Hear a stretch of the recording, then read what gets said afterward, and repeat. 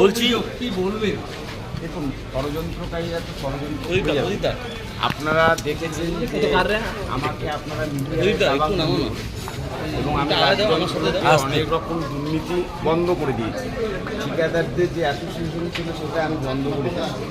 এবং আপনারা দেখছেন, আপনাদের চ্যানেলে আমি দেখতে পাচ্ছি যিনি চোর, যিনি বড় গলায় কথা বলছেন এবং যিনি সোনা গলিয়েছেন তিনিও বড় গলায় তার পরিবার কথা বলছে।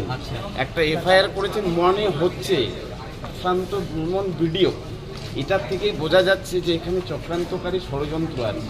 এবং আমার কাছে একটা ফোনও আসছিল যে আপনার নামটা যদি ঢুকানো হয় আপনি বুঝবেন মিডিয়াতে কি হয়। এই মিডিয়া টেলিকাস্ট চলছে এবং প্রশান্ত বর্মনকে কালিমালিপ্ত করবার চেষ্টা করছে। যেখানে আপনারা দাবাং ভিডিও বলতেন, যেখানে আপনারা বলছেন যে করাপশনের বিরুদ্ধে এই ভিডিও লড়ছে, যেখানে আপনারা বলছেন এই ভিডিও এখানকার ঠিকাদারদের সমস্ত কিছু বন্ধ করে দিয়েছে, মানে সিন্ডিকেট রাজ বন্ধ করে দিয়েছে। আপনারা দেখেছেন ভোরের আলোতে বড় বড় হিসেব আমি শুরু করেছি আমাদের গভর্নমেন্টের অর্ডার। আপনি দাঁতনে গিয়েছিলেন স্যার? আমি দাঁতনে কেন যাব? কিন্তু আপনার যে একটা ভিডিও ভাইরাল হয়েছে, জামিন অযোগ্য ধারায় মামলা হয়েছে, সবই তো ষড়যন্ত্র, সবেও তো ষড়যন্ত্র আছে।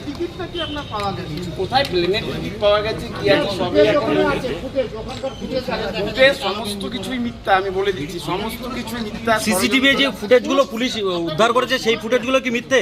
দেখুন, এখন বর্তমান যুগে কার ছবি কে কিভাবে ফুটেজ ব্যবহার করছে, আর আমার ছবি আজকে শুধু নয়, আমার ছবি কালচিনি থেকে শুরু করে সবখানেই আছে। আপনাদের মিডিয়া অনেক টেলিকাস্টে আছে। সোনা গলানোর কথা আপনি যেটা বললেন, এই বিষয়টা কি সেটা একটু জানতে। সেটা তো ওই চোর বলছেন, তাকে নাকি সোনা দিয়েছেন, এটা আমি মিডিয়াতে দেখেছি। কিন্তু সেই চোর যে আমার কোনো সোনা চুরি হয়নি, আমার কোনো বাড়ি নেই, এবং আমি সেই স্বর্ণ ব্যবসায়ীকেও চিনি না, চোরকেও চিনি। তাহলে আপনি দাঁতনে গিয়েছিলেন কেন? আপনার যে ভিডিও প্রকাশ্যে এসেছে, আপনি সত্যটা ভিডিও যাচাই করে দেখুন। নামটা আসছে কেন স্যার? যে বাড়িগুলো আছে আপনারা মিডিয়াতে নিয়ে কাগজ দিয়ে আপনি টেলিকাস্ট করুন। স্যার আপনার নামটা আসছে কেন তাহলে বারে বারে? দাবাং ভিডিও দেখুন, অনেক ভিডিও আছে। যারা ভালো কাজ করে তাদের পিছনে সংবাদ মাধ্যমকে লেলিয়ে দেওয়া হয়।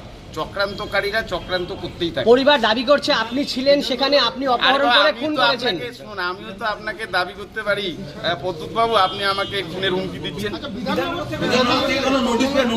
আমার সঙ্গে যোগাযোগ করেছে, আমি তদন্তে অবশ্যই সহযোগিতা করি। নির্বাচন কমিশন কি কোনো চিঠি?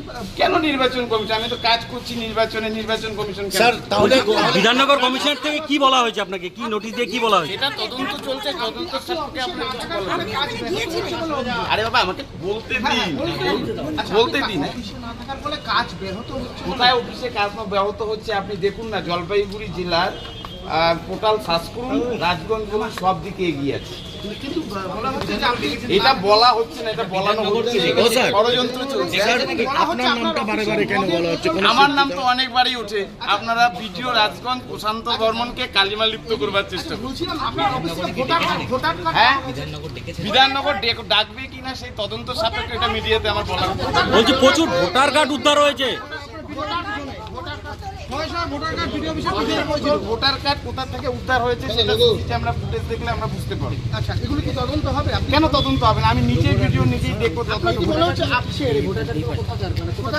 সেই ভোটার কার্ডগুলো আমি কালকে দেখেছিলাম, আমি কালকে ফিল্ডে ছিলাম, আমি শুনেছি, আমি সেইটা জয়েন্ট সাহেবকে বলেছি এবং জয়েন্ট সাহেব বলেছেন যে এই ভোটার কার্ডগুলো পুরনো ভোটার কার্ড এবং এই ভোটার কার্ডগুলোর কোনো অস্তিত্ব নেই। ফিল্ডে ছিলেন মানে কোথায় ছিলেন? আমি একটা বিএলওর সঙ্গে একটা ফর্ম নিয়ে ডিসকাশনে ছিল। বললাম এই গতকাল হয়েছে আপনাদের অনেক এসআইআর নিয়ে একটা সমস্যা হয়েছে, এই দাঁড়া না। হ্যাঁ, বললাম সেটা হচ্ছে রাতের বেলাও ফর্ম দেওয়া হচ্ছে এবং দেখুন একটা জায়গা থেকে দেওয়া হচ্ছে, সেটা কি বাড়ি বাড়ি যাবে না একটা জায়গা? সেটা আমি তদন্ত করে আমি অবশ্যই ইলেকশন কমিশন, আমাদের ডিএম ম্যাডাম আছে, ডিএম ম্যাডামকে জানাবো। রাতের বেলা ফর্ম দিলেন? বিএলও তো যখন ওনার সুবিধা হয়, আপনারা জানেন আমাদের এখানে চা বাগান আছে, তাদেরকে সব সময় বাড়িতে পাওয়া যায় না। তারা অনেক সময় চা বাগানের কর্মী আছে, অনেকে বাইরে থাকেন, বিএলও সুবিধার্থে বাড়িতে যাচ্ছে। বার্তা একটা তো আপনারা বলছেন, আমরা তো এখনো দেখিনি। এটা হচ্ছে একটা বড় মাপের ষড়যন্ত্র চলছে। প্রশান্ত বর্মন একটা শিডিউল কাস্ট কমিউনিটির ছেলে, তাকে কিভাবে দাবাং থেকে মাটিতে শোয়ানো যায় সেটাই একটা চক্রান্তকারীরা চক্রান্ত করে যাচ্ছে। কিন্তু আমি একটা কথা বলছি, চক্রান্তকারীদের চক্রান্ত থাকবে না, দাবাং বলা হচ্ছে আপনি রাজবংশীদের সঙ্গে সবসময় চক্রান্ত হয়, রাজনীতিকে দেওয়া হয়। ভিডিও সাহেব রাজনৈতিক নাকি চক্রান্তকারীদের আমি খবর পেয়েছি, আমিও দেখে নেব। ভিডিও সাহেব বারবার বলা হচ্ছে একটা জিনিস যে আপনি এতটাই ক্ষমতাশীল ভিডিও একজন যে সকালবেলা আপনার ট্রান্সফার হলে বিকালবেলা আবার সেই ট্রান্সফার আটকে যায়। ক্ষমতাশীল তো আপনাদের সংবাদ মাধ্যমে বানিয়ে দিয়েছেন। দাবাং এখানে কাজ করছে, দাবাং চা বাগানে যাচ্ছে। না এটা কি অস্বীকার করবেন যে আপনার এই ট্রান্সফার গুলো সকালে হলে ট্রান্সফার তো দেখুন আমাদের সব রুটিন মাফিক ট্রান্সফার হয়। তাহলে আবার পুনর্বহাল হচ্ছেন কি করে? আরে এক এক করে বলুন, আমি আমাদের এই সম্পূর্ণ অঞ্চল আরে যাবেন নেব না নেব সেটা তো আইনত ব্যাপার, সংবাদ মাধ্যমকে তো বলবো না। আর সংবাদ মাধ্যমে এমন ভূমিকা পালন করছে যে তারাই বিচারক হয়ে গেছেন, তারাই পারলে আমাকে জেলে ঢুকিয়ে দেয় এরকম আপনি অবস্থা। যে বলেন না কথায় কথায় আপনি রাজবংশীর জন্য আপনাকে টার্গেট করা হচ্ছে, হ্যাঁ। এখানে তো গোটা অঞ্চলটাই রাজবংশী অধ্যুষিত, অন্য কাউকে কি এরকম টার্গেট করা হয়েছে? আপনারা একটু আগে একটা কথা বলেছেন যে অর্ডার করিজেন্ডম হয়েছে, শুধু আমার অর্ডারটা নিয়ে কথা বলছেন কেন? ওখানে তো অন্য অফিসারদেরও করিজেন্ডম হয়েছে, সেটা নিয়ে তো আপনারা বলছেন না না। তারা তো একই জায়গায় পুনর্বহাল হয়নি, একমাত্র আপনি হয়েছে। করিজেন্ডম হয়েছে, একই জায়গায় পুনর্বহাল হবে কি না আমার তো টাইম পিরিয়ড আছে। আচ্ছা কারো উপর যদি অন্যায় জাস্টিস হয় অবশ্যই সেটা দেখবে, প্রশাসন দেখবে। সেটা তো আর একটা জিনিস তদন্ত করা হোক, আপনার নামে কালিমালিপ্ত করা হচ্ছে একটা ঘটনা। তদন্ত তো হোক, আমি তো চাই তদন্ত যত হবে তত ভালো হবে। ভিডিও সাহেব আরেকটা জিনিস বারবার বিরোধীদের পক্ষ থেকে বারবার অভিযোগ করা হয় যে আপনার শিক্ষকতা যোগ্যতাই নাকি নাই, আপনি ভিডিও হয়েছেন, বারবার এই অভিযোগটা এই করা জন্য তো আপনাদের বলি, আমি এলএলবি পাস করেছি, এলএলএম গভর্নমেন্টের পারমিশন নিয়ে করছি, পিএইচডি আমার কোর্স ওয়ার্ক কমপ্লিট হয়ে গেছে।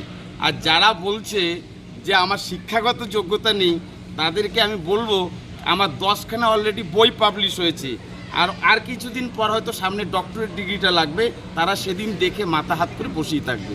আর আপনারা মিডিয়ারা আপনাদের কাছে অনুরোধ করছি, আপনারা বিচারকের ভূমিকা পালন করবেন না। কিছু কিছু টেলিভিশনে আমি দেখছি পারলে তারাই জাস্টিস দিয়ে দেবে, আমাকে এখনই জেলে পুরে দেওয়া হোক। আপনাদের বলবো নিরপেক্ষ থাকুন, সংবাদ মাধ্যমকে শ্রদ্ধা করি, ভালোবাসি।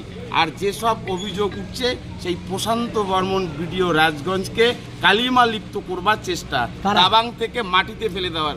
এখানে কিছু মিডিয়া পার্সনও থাকতে পারে, সাধারণ মানুষও থাকতে পারে, বিভিন্ন লোকও থাকতে পারে। ঠিক, সেটাই thank you, আমার thank কাছে you. আশা যে আপনারা বিচারকের ভূমিকা পালন করবেন না, যে প্রশান্ত বর্মনকে পারলে এখনই প্রেসিডেন্সি জেলে ঢুকিয়ে দাও। ঠিক ঠিক থ্যাংক ইউ।